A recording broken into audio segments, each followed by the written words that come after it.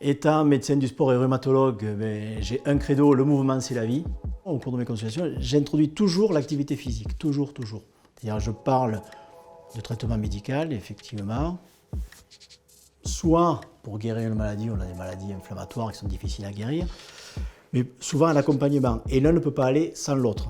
Quand on me demande, quand les parents m'amènent un enfant en disant quel est le meilleur sport pour mon fils, je dis toujours le meilleur sport c'est celui qui plaît, il faut en faire un.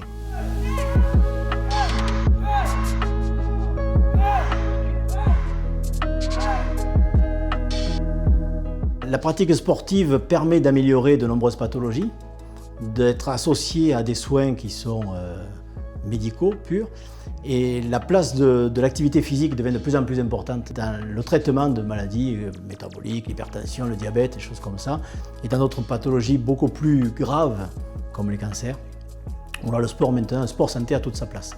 Il n'y a pas de contre-indication, mais on va demander surtout la fréquence. Il faut y aller au moins 1 à 2 fois par semaine, si on veut avoir un résultat. Après, s'il peut en faire 3, il en fera 3. S'il en fait qu'une au début, c'est pas grave, mais insister sur la fréquence. Il faut que la séance soit assez longue, pour qu'il y ait quand même le temps d'échauffer les articulations, de libérer les articulations, de travailler sur l'amplitude. Donc là, on considère 45 minutes minimum. Au début, ça peut être 30, c'est pas grave, mais il faut partir de ce principe-là pour essayer d'avoir un but. Après, il y a l'intensité, il faut que ce soit quand même assez intense pour qu'il y ait un résultat sur nos dépenses énergétiques, sur le but recherché. Pour les personnes qui ont une pathologie particulière, il faut que ce soit plutôt à l'enseignant d'adapter la pratique sportive au public. Donc il faut qu'il y ait un échange entre les deux. Et un certificat médical basique ne sert pas à grand-chose s'il n'y a pas déjà un échange entre l'enseignant et l'élève. Et qui se sente surtout dans un milieu protégé avec un regard qui va être plutôt bienveillant sur lui.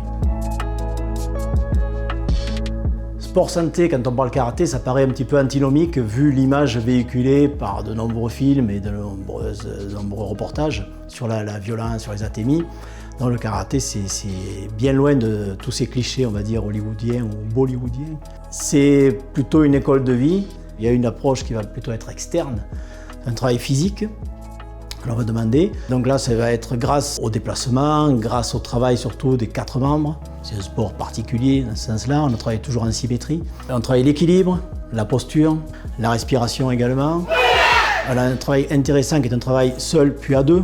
Donc ça permet à quelqu'un de retrouver un contact. Quelqu'un qui est malade mais s'isole un petit peu ou est isolé par les gens qui ne sont pas malades. Et le fait de retrouver une ambiance dans un club, quel qu'il soit, est intéressant. Surtout la sensation de retrouver un corps mobile, disponible et efficace. Et ça, quand on est malade, c'est quelque chose de très important. De sentir son corps bouger, de sentir son corps de nouveau efficace et sentir que l'on peut faire quelque chose pour ramener cette efficacité. Après, il y a le côté interne, sans être complètement ésotérique, mais dans le karaté, il y a la notion de combat.